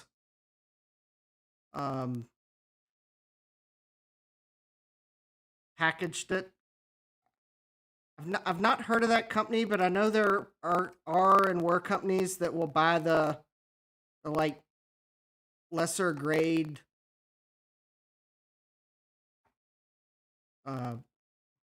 wafers or the dies from the wafers, and they'll package them. Or it may just be rebranded from another manufacturer, overstock, and I don't know, private labeled. I don't know. If it works, it works. It's an iMac G4. I'm really... If it was a daily driver, I would probably be concerned about the fact that it's not name brand RAM. But I'm less concerned since it's a iMac G4 and it's more for fun. Although, I mean, hopefully it'll work. If it doesn't work, I'll be disappointed. But anyways, well, I think I flubbed putting the metal cover back on. Okay, there is not a notch or anything. I mean, if you don't get it lined up with the screw holes, you'll know because the screw's not going to go in. But there's not a notch or a bump or anything on the bottom metal plate to help you line it up.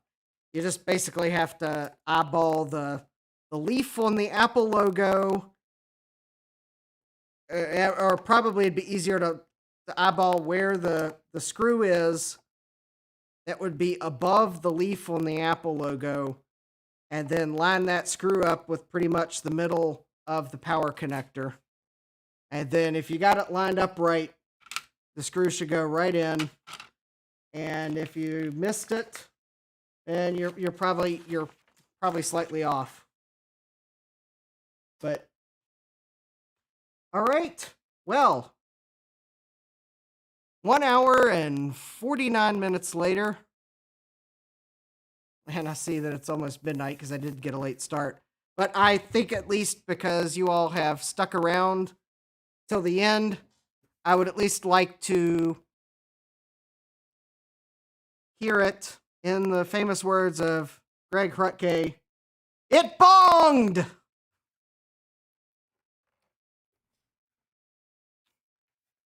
Because you all stuck around till midnight.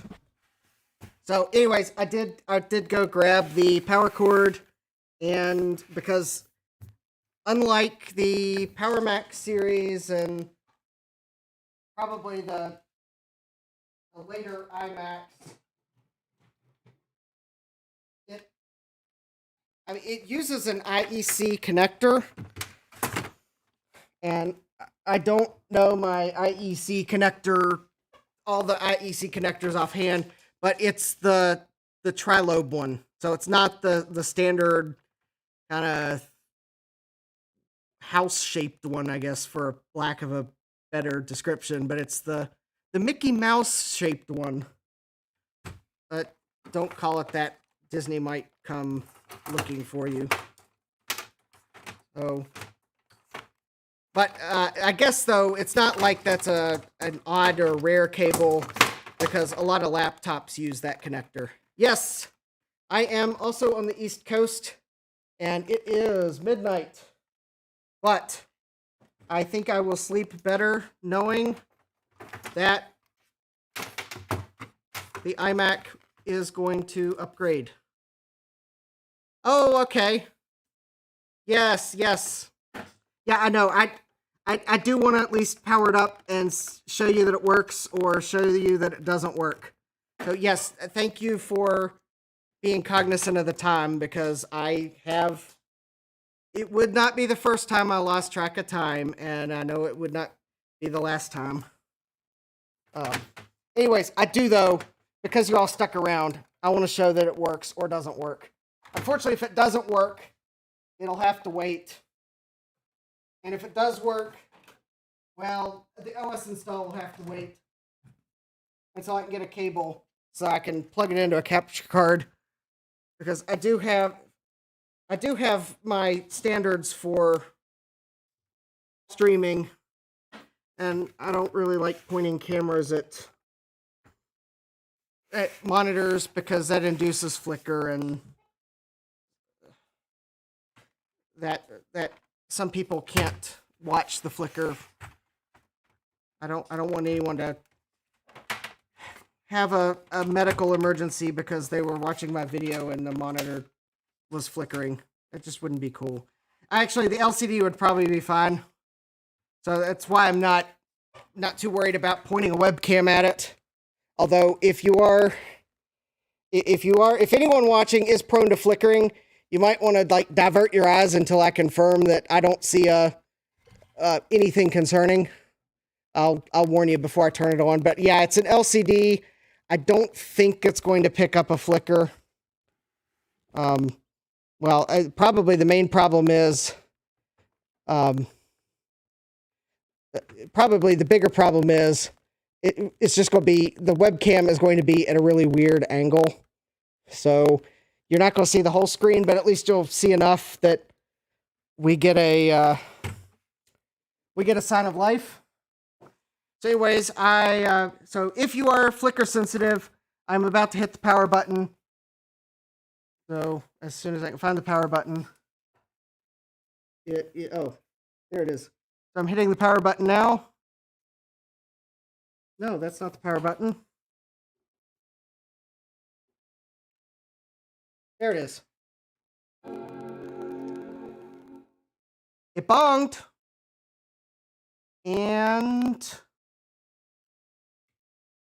all right, we don't have an image yet. Okay.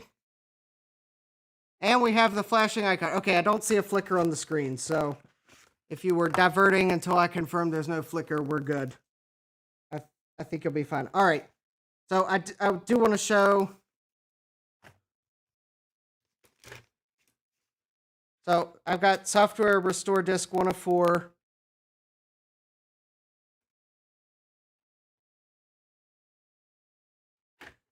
Which I think is bootable. Well, I'll know here in a moment.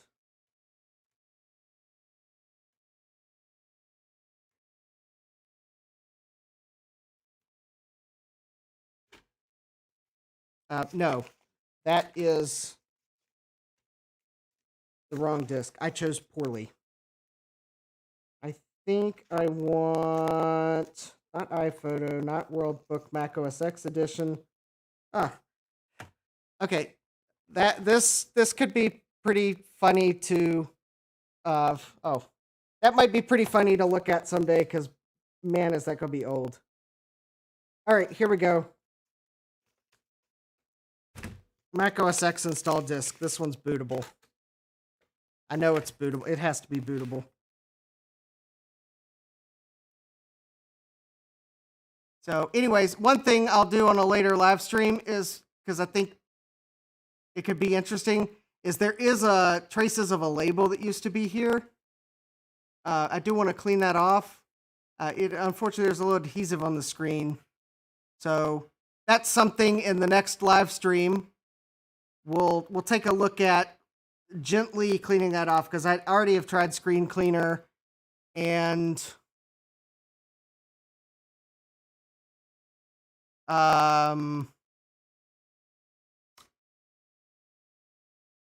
yeah.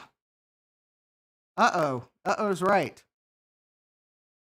That, my friends, I know you can't read all the text, but yeah, Toby, I think you saw enough to know exactly what that is, and you are right. That is a bona fide kernel panic.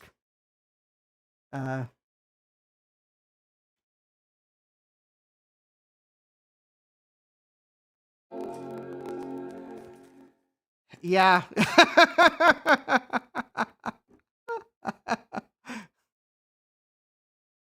Yeah, I wonder what the chances, if it is bad RAM. I wonder what the chances are it's that little SODIMM that had the weird brand memory on it. Well, I guess the good news is yeah, no crying on live stream. No, I'm not going to cry over bad RAM. I'm not going to cry over spilled milk. If I manage to burn myself with a soldering iron, I probably will cry. Other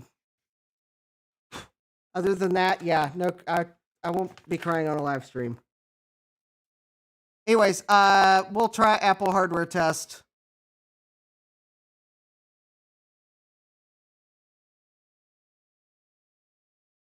Yeah, I'm not going to stream for too much longer, but I would like to at least see it boot something. I know if it doesn't boot Apple hardware test, then we definitely have a real problem. It is possible, because these, my friend didn't give me the restore discs. It is quite possible that when I bought these restore discs off eBay, because I thought I had done my homework and really carefully bought the correct ones, it is quite possible that these are not the correct discs for this iMac. And although the thing is, I think this iMac's old enough, it should be one of the first, and I would have thought that if I did get the wrong ones... Oh, yeah. Yes, those are oscilloscopes. I did not realize that, yes, you can see them. Anyways, they were scrapping oscilloscopes at work. They, I do not know if any of them work. So Jay was live streaming trees with birdhouses in them.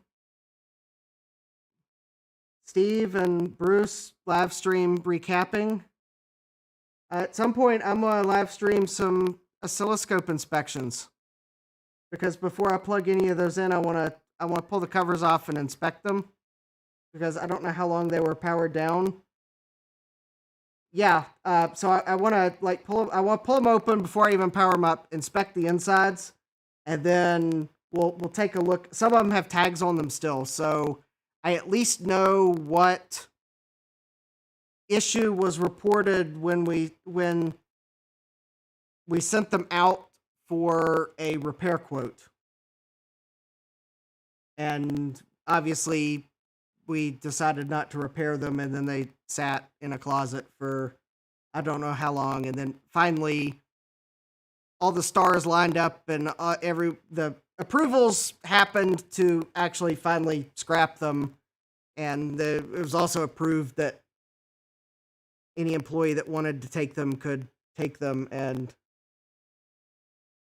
at first I was nice. I only grabbed like one or two of them at first, because there were a ton of them. And then as they just sat there, I grabbed more of them before, and in fact, actually there were some that were still there when they finally did scrap them. But I grabbed enough. So there, I think I've got 4, 5, 6, so there are 9 oscilloscopes over there. Yeah, I'm hoping that I can at least get one running for my uncle, because he'd kind of like to have an old oscilloscope. He doesn't need anything fancy, but he would kind of like to have a oscilloscope to toy around with. I think he'd like to do some audio troubleshooting, so he really doesn't need a fast oscilloscope, and I think one of those will be perfectly fine for what he needs. And I would kind of like to have an analog oscilloscope myself, just because I think it'd be great to learn on. I'm more of a software guy, so I think it'd be cool to have one to use, because I've got a digital oscilloscope, but they make it so easy. You push a few buttons and it gives you what you need to know, and all you had to do is push a few buttons. Whereas the analog oscilloscope, I think you really would learn how things work, because you got to know how to adjust it. But I'd also like to get one working, and it wouldn't need to be perfectly working to do what I need to do. But there is a open source project I saw on Hackaday where someone built a board that will turn an analog oscilloscope that has the proper inputs on it. Basically, you need an input that serves as an X and an input that serves as Y, and then there's a Z input on the back, or it may have a different name, but it's basically the vertical sync, but it turns it into a Vectrex, which is one of those vector-based game systems that you can play the Vectrex games on it. I think that would be really cool. So if I'm hoping I kind of have them grouped so that the similar models are together, and I'm hoping that with the parts I have, I can at least get a few of them running. But yeah, I would like to pull them open on live stream. There are two serial protocol analyzers over there, so those are not all. I don't know the iMac's blocking. Yeah, there's two beige boxes that are in the corner, and those are actually serial protocol analyzers that we also scrapped. I snagged those because I do experiments with Arduinos, and they use serial protocols. I thought they'd be cool.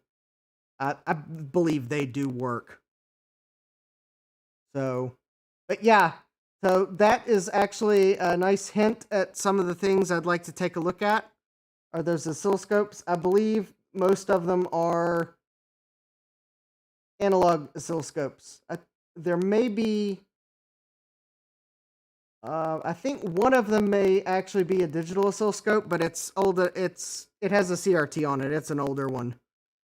And one of them might be it's like a really new analog one. It was probably one of the last analog oscilloscopes that Tektronix made before they switched to digital oscilloscopes. So it's a rather new one, but then some of those are rather old. I don't remember what models they are right offhand. But, yep, that is a sign of things to come. It is, so the iMac is running the hardware test. Actually, let's see, the logic board passed and the mass storage passed. Yep, so yeah, no, it's going to be hard to see because unfortunately I think the webcam's kind of, I think what I made a mistake of is I should have probably run the quick test first. Oh, yeah. Yes, thank you for following. I did, my ears were getting hot.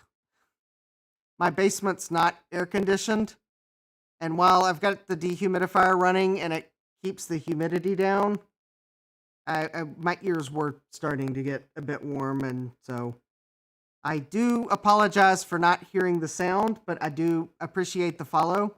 I was actually about to give my reminder that if you want to give me a follow so you're notified when I have future fun, which could include playing vintage computer games on vintage computers, could involve cracking open some of those oscilloscopes, could involve Raspberry Pi projects like the Pi webcam that I did last night, which if you do go back and watch that video, I do apologize. The audio was really bad, and I think everyone on the stream, which it may have just been one person, but he was too nice to admit that the audio was horrible. Yeah, I've not been getting many people watching the games, so I'm going to pare down the number of days I play games, especially now that I beat Diablo 2. Probably up until they release the remake, because I might actually get a little bump in people wanting to see the remake. But yeah, I'm probably not going to play games as many nights as I had been. But that was just to kind of get warmed up in streaming.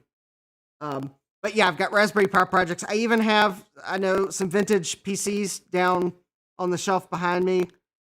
So yep, if you give me a follow on Twitch, subscribe on YouTube, or both. Ring the bell on YouTube if you want notified, but I believe Twitch notifies you if you're a follower and you have notifications turned on in the Twitch app, which is actually kind of nice that it's a one-step process. So, can't necessarily say that every stream will be something to your liking, but I do have a couple of themes. I'm trying to do music-related things on Mondays. Kind of Music Mondays is easy to remember. I hopefully will be starting to build a synthesizer kit on Monday evening. So more soldering if you're interested. And in this case, it'll be a assembly, not a repair. And then Wednesdays are kind of my whatever I feel like doing to get me through halfway. And we just failed. All right, well, next time I crack open the iMac, I will be cracking out the iMac because I know, I need to get my drumsticks. Memory. Big shocker. Yep, wow. Actually, this is, it's pretty dramatic. Yeah.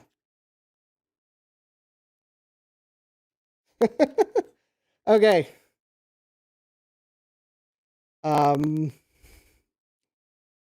Yeah, so there we go.